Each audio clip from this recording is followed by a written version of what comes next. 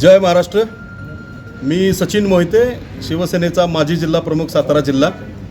आज शिवसेनेच्या वतीनं आणि मौजे, जांबे, चिखली, चोरगेवाडी, चाळकेवाडी, ठोसेघर, बोरणे, राजापुरी, गजवडी, सोनवडी, त्याच्यानंतर आमच्याकडे असणारं भोंदवडा असेल, पोगरवाडी असेल, डबेवाडी, जकातवाडी, शहापूर, या सर्व ग्रामस्थ या ठिकाणी आपल्यासमोर इथं उभे असलेले आपल्याला दिसत आहेत। शासनाच्या बेजबाबदार वागणुकीच्या निषेधार्थ आज हे सगळे लोक आपलं निवेदन घेऊन जिल्हाधिकाऱ्यांना या ठिकाणी भेटायला आले होते। विषय अत्यंत गंभीर आहे। कसं प्रशासन काम करतंय याचा आणि त्याचा लोकांना किती त्रास होतोय याचं जिवंत उदाहरण आज आपल्यासमोर या ठिकाणी आहे।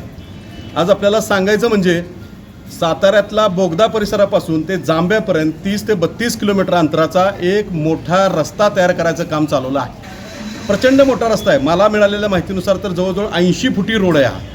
आणि एवढ्या मोठ्या रस्त्याचं काम चालू असताना या जागेसाठी मूळच्या रस्त्यापासून नवीन रस्ता तयार करण्यामध्ये जे काय जमीन संपादित करावी लागेल किंवा मूळ केलेल्या रस्त्याचा मोबदला अजून लोकांना मिळालेला नाही, संपादित करणार असणाऱ्या जमिनीचा मोबदला अजून दिलेला नाही आणि कसल्याही पद्धतीची कुठल्याही ग्रामस्थांची कसलीही चर्चा न करता या ठिकाणी शेतकऱ्यांच्या जमिनी जबरदस्तीनं लाटल्या जात आहेत। जबरदस्तीने या जमिनी घ्यायचा कार्यक्रम या ठिकाणी चालूला आहे। 200 कोटीपेक्षा जास्त रकमेचा हा रस्ता आहे।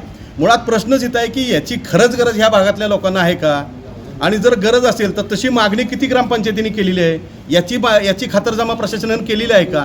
MSIDC नावाचं कोणतं महामंडळ आहे, जे महामंडळाचं कार्यालय कुठं आहे ह्याची सुद्धा कल्पना शेतकऱ्यांना नाही आहे। मग तुम्ही संपादन न करता त्या शेतकऱ्यांच्या जमिनी घेतल्याच कशा आणि तिथं तुम्ही कामकाज करूच कसं शकता, हा सर्वात महत्त्वाचा प्रश्न आहे। आणि याचाच जाब विचारण्यासाठी आज जिल्हाधिकाऱ्यांच्याकडे आलो होतो आम्ही। तर तेच आम्हाला विचारत होते की बाबा नक्की कुठं काम चालू आहे, म्हणजे एवढ्या मोठ्या प्रकल्पाचं काम या सातारा तालुक्याच्या ठिकाणी सुरू आहे, त्याची सुद्धा प्रशासनाला, स्थानिक प्रशासनाला माहिती आहे की नाही, हा सुद्धा प्रश्नचिन्ह निर्माण करणारा विषय आहे। मग एवढा मोठा प्रकल्प, तर मग हे जे शेतकरी जमा झालेत आज त्यांची उपजीविका ह्या त्या शेतीवर चालते आणि वरच्या भागातला, पठार भागातला शेतकरी असेल ना, तो अत्यंत अल्पभूधारक शेतकरी आहे। त्याच्या जमिनीच मुळात कमी आहेत, त्याच्यात येणारं उत्पादन मुळात कमी आहे आणि रान, वन्यजीव प्राण्यांपासून शेती वाचवून शिल्लक राहणारं उत्पादनाचा तर विषयच येत नाही। पण त्याच्यावर कशी आपली उपजीविका हे शेतकरी चालवतात आणि त्यांच्या जमिनी कसल्याही पद्धतीचा मोबदला न देता तुम्ही त्या ठिकाणी काम करू शकत नाही।